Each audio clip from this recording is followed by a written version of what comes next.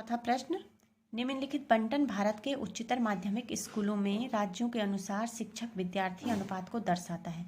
इन आंकड़ों के बहुलक और माध्य ज्ञात कीजिए।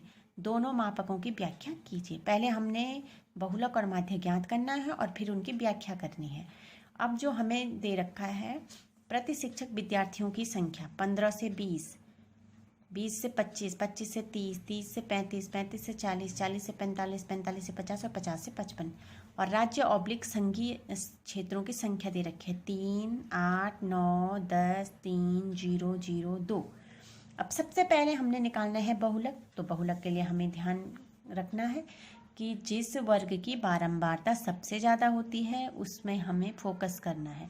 तो यहाँ पे सबसे ज़्यादा बारंबारता है 10, तो 10 वाला वर्ग है 30 से 35, अतः बहुलक वर्ग हो जाएगा 30 से 35। बहुलक वर्ग लिख दिया। तो L बहुलक वर्ग की निम्न सीमा 30, F1 बहुलक वर्ग की बारंबारता 10, F0 बहुलक वर्ग से पहले वाले वर्ग की बारंबारता 9, F2 बहुलक वर्ग के बाद वाले वर्ग की बारंबारता 3 और H यानी कि वर्ग अंतराल कितना है 5। ये हमने यहाँ से नोट कर लिया। अब हमने निकालना है बहुलक। बहुलक का सूत्र हमें पता है कि बहुलक का सूत्र होता है L प्लस ब्रैकेट में F1 minus F0 upon 2 F1 minus F0 minus F2 into H। अब जो मान मैंने यहाँ से लिए हैं वो आपको यहाँ रखने हैं।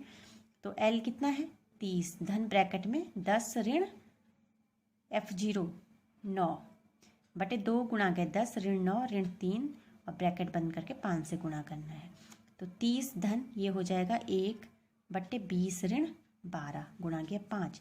तो 30 धन 1 बटे 8 गुणा गया 5, या हम इसको लिख सकते हैं 30 धन 5 बटे 8। अब ये हो जाएगा 30 धन 5 में 8 का भाग देंगे तो 0.625 आएगा। तो ये हो जाएगा 30 दशमलव, बहुलक जो होगा वो हो जाएगा 30.625। इसके बाद निकालना है माध्य। तो माध्य मैं निकालूंगी पग विचलन विधि से। तो इसके लिए जो ये दे रखा है प्रति शिक्षक विद्यार्थियों की संख्या और राज्य संघीय क्षेत्रों की संख्या, ये दो कॉलम हम ऐसे ही उतार देते हैं। ठीक हो गया। इसके बाद आएगा वर्ग चिन्ह। तीसरा आपको पता है, इन दोनों को जोड़ते हैं और 2 का भाग करते हैं। तो 35 में 2 का भाग देते हैं तो 17.5 आता है। 45 में देते हैं तो 22.5 आता है। 55 में 2 का भाग देंगे तो 27.5। 65 में 2 का भाग देंगे तो 32.5। 75 में 2 का भाग देंगे तो 37.5। 85 में 2 का भाग देंगे तो 42.5। 95 में 2 का भाग देंगे तो 47.5 और 105 में 2 का भाग देंगे तो 52.5। अब हमें निकालना है DI। DI is equal to होता है XI माइनस A। A होता है विचलन। विचलन यहाँ से लेंगे तो मैंने विचलन लिया है 32.5। तो 32.5 अगर विचलन है तो DI XI माइनस A, तो ये हो जाएगा 17.5 में से 32.5 घटाना है तो ये हो जाएगा ऋण 15। 22.5 में से 32.5 घटाना है तो ऋण 10।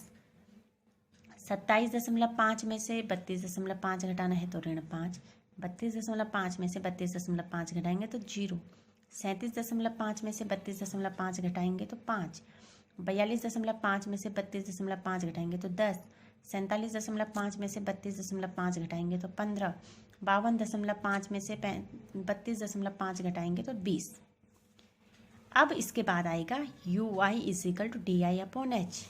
अब H हम यहाँ से लेंगे तो मैंने यहाँ पे पॉजिटिव 5 वाला लिया है क्योंकि 5 का भाग आसानी से जा रहा है सब में। तो H ले लिया 5। तो ये UI इज इक्वल टू हो जाएगा 5 का भाग देंगे तो ऋण 3, 5 का भाग देंगे तो ऋण 2, 5 का भाग देंगे तो ऋण 1। ये हो जाएगा 0।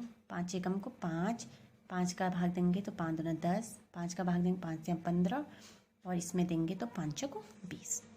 अब FI इंटू UI, इसको इससे गुणा करेंगे, इसका और इसका गुणा। 3 3 9 ऋण 9, 8 दूना 16 ऋण 16, 9 एकम को 9 ऋण 9, 10 0 के 0, 3 एकम को 3 0 0 और 2 चौको 8। अब देखिए ऋण वाले बड़े ज़्यादा हैं और धन वाले कम हैं, तो ये आएगा sigma FI UI is equal to ऋण 23 और इसको जोड़ के आ रहा है सिग्मा FI 35। माध्य का फॉर्मूला पग विचलन विधि से जो होता है वो होता है A plus sigma F I you I upon sigma F I into H. तो माध्य कितना हो जाएगा, A कितना है 32.5, तो 32.5 धन ये हो जाएगा ऋण 23/35 गुणा के 5। तो 5 से 35 कट रहा है, 5 7 35, तो हम इसको लिख सकते हैं 32.5 ऋण 23/7। तो 32.5 ऋण 23 में 7 का भाग देंगे तो 3.28 आएगा। तो जो आंकड़ों का माध्य हो जाएगा वो हो जाएगा 29.22।